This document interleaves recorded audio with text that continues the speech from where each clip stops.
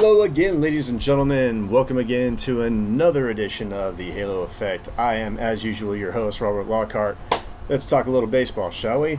This right here is going to be an update on the draft that happened this past July 14th through 16th.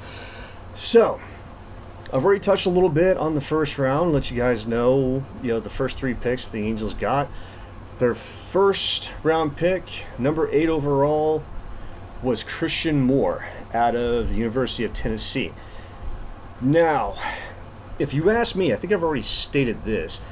The guy was ranked 13th. I highly believe he should have been ranked higher. He needed to be ranked higher, I believe, because this guy is really good. He's more offensive-minded, not as defensive. He's not bad. He's an average defender. It's his bat that's really gonna, garner a lot of attention. So, the Tennessee Volunteers were the College World Series champions. Christian Moore is their star player. So, I really like what this guy is capable of. I read a lot of stuff on him. I looked at a lot of his stats. Wow. Wow really describes it for me in this particular case. This is the first time I've actually been excited about a position player for the Angels in a while. They sing a lot of stuff about Zach Neto, about being a decent hitter, but he's more of a Gold Glove style defender.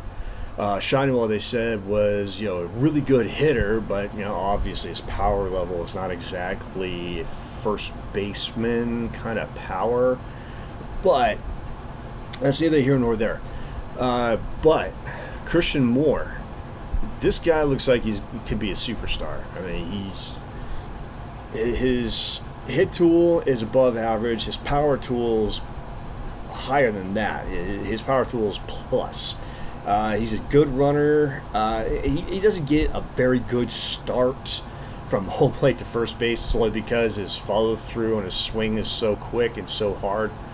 So he gets a little bit of a late start. So, that's just what I hear anyway, and from what I've seen in video. Like I said, average defender. The best way I could probably describe him is another version of Howie Kendrick. Halo fans, I know you all remember Howie Kendrick when he was with the Angels. He did really, really well for the Angels. And I just think Christian Moore is probably going to put up more power than Howie Kendrick did. Kendrick, I think, only was capable of maybe 20 home runs tops. Moore is going to be more 25, 30. So that's something to look forward to. He's already doing really well in the minors. His first two games as a pro in Single A, he was 6 for 11 with 2 bombs. Hello, that's nice. He even skipped high A and went right to Double A. His first game was 2 for 3 with a home run and a couple RBIs. Yeah, I think he's going to move pretty fast. If he doesn't make his Major League debut this year, it's definitely going to be next year. I really, really see him breaking camp with the Angels and being a major player for the Rookie of the Year, for certain. Which would be good. Hey, that's another extra pick in the draft for 2026. That would be nice. But, I'm getting ahead of myself. Obviously getting ahead of myself. Let's just kind of tone it down. One of the other, then there was Chris Cortez. I'm sorry. Chris Cortez. It was a bit shocking to me that they would choose a guy like him. But when you look at him, he's a nasty, nasty pitcher out of the bullpen. Great sinker-slider combination. We're talking major numbers here. Even the Tennessee head coach, he said, this guy coming out of the bullpen was a nightmare to face. Sounds good to me. I like that. That sounds really good. I know how the Angels think. They're going to be like, well, we're going to give him every opportunity to start. Don't do that. Just put him in the bullpen. Just put him in the bullpen for long relief, short relief, whatever. Not rotation. Then there was the number 71 overall pick, which was their compensation pick for losing Shohei Ohtani. First of all, it's pick number 71 for losing Ohtani. Man, that should have been somewhere close after the first round, but that's just me. That's just me speaking. Ryan Johnson is a 6'6" lanky right-hander with a really funky delivery. Great control of every single one of his pitches. Most people think, again, he's going to end up in the bullpen, but he started for Dallas Baptist throughout his entire college career, so maybe he could be in the rotation. But out of the bullpen, they say he could throw 100 miles an hour. And 100 miles an hour with his fastball, with a sweeping slider that just makes you look foolish. And with Ben Joyce now probably going to be their closer starting next year. So we got a sinker slider guy in Chris Cortez that will probably throw close to triple digits.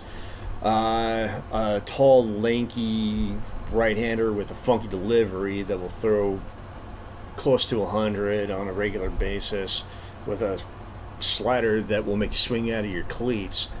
And Ben Joyce, whose four-seam fastball averages 101. Anybody who was alive in the 90s remember three specific pitchers from the Cincinnati Reds? Let's see, what were their names? They were Norm Charlton, Rob Dibble, and Randy Myers, known as the Nasty Boys.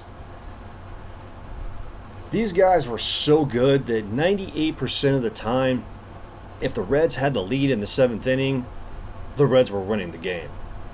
There was no way you were coming back against those three guys. It was very, very unlikely.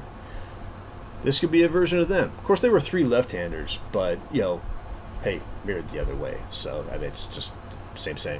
Sinker slider, 100-mile-an-hour four-seamer slider, 102-mile-an-hour four-seamer, nasty slider, and a blinker that still averages 98. Yeah, that sounds like the Nasty Boys to me. That could be a great combination for the Angels. Day 2 was actually headlined by Texas A&M's ace and Ryan Prager. However, he did not sign. The Angels failed to sign him by the deadline, so he's going back to A&M. However, there is one specific guy that I thought was kind of interesting. Round 10, their 10th round pick, and got a first baseman by the name of Ryan Nicholson at a University of Kentucky. This guy wasn't ranked, so I had a hard time finding really anything on him, and I came across some stats. I came across his stats throughout his college career. So let me show you guys. Well, let me give you some information on this guy, exactly what I'm talking about. Now, what I'm going to do is I'm going to read you his last 3 seasons. The first 2 seasons are kind of irrelevant. They're good numbers, but he didn't play a whole lot, so it's not really saying much. So, in the 2021-2022 season, no, that's actually fewer at-bats than I thought. Let's just go through his last 2 seasons. His last season in Cincinnati before he transferred to Kentucky. 214 at-bats at Cincinnati, 63 hits and 103 total bases, 15 doubles, 2 triples, 16 home runs, 41 RBIs, 28 walks, 59 strikeouts, and typical first baseman, really kind of power swinging. Here's the interesting numbers. His batting average was .294, his on-base was .374, and his slugging percentage was .607. Wow. Those are pretty good numbers, ladies and gentlemen. Those are great numbers. Now, let's do his last year in college for the University of Kentucky. By the way, a Division I college team that was in the College World Series, only beat out by the University of Tennessee, who went on to win the College World Series. So, think about that one for a minute. And this guy, Ryan Nicholson, was their best player. So, In 206 at-bats, had 63 hits, 142 total bases, 10 doubles, no triples, 23 home runs, 63 RBIs.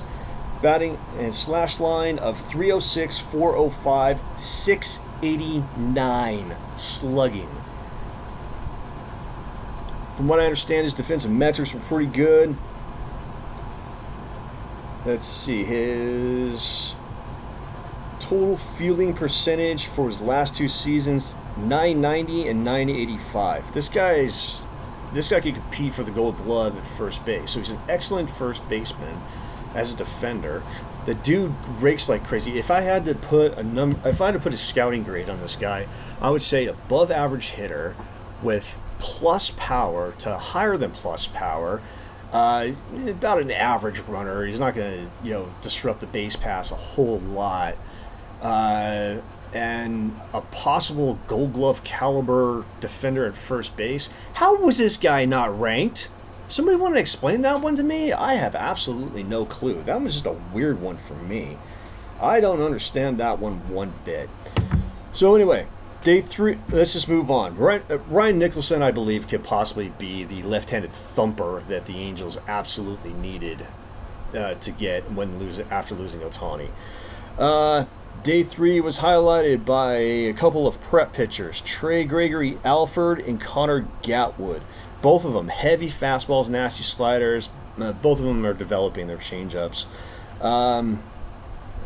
Both are said to be mid-rotation ceilings.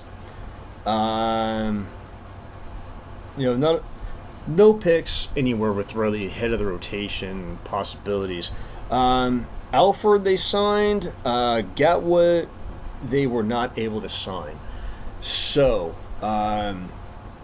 basically, if I remember correctly, I believe Gatwood is going to. I think they said he was going to Wake Forest. Is going to be his destination for the next couple of seasons. And from what I understand, Wake Forest is one of the best has some of the best pitching products coming out of college. Much like Vanderbilt has been for like 20 years. Vanderbilt put I don't know how many great arms. So, that's a lot to look forward to. When it all boils down to, I see 4 players really making a big screaming voice for the Angels in the future. Christian Moore is going to be the big guy, followed by Cortez and Johnson. I think they're best out of the pen. At the 7th and 8th, setting up for Joyce in the 9th. That would be ideal. Hey, let's bring our version of the Nasty Boys to life, huh? And then Ryan Nicholson. I would look for him to be really good for the Halos. Now, with that said, I'm going to leave it there, and I'm going to talk to you all later. Go Halos.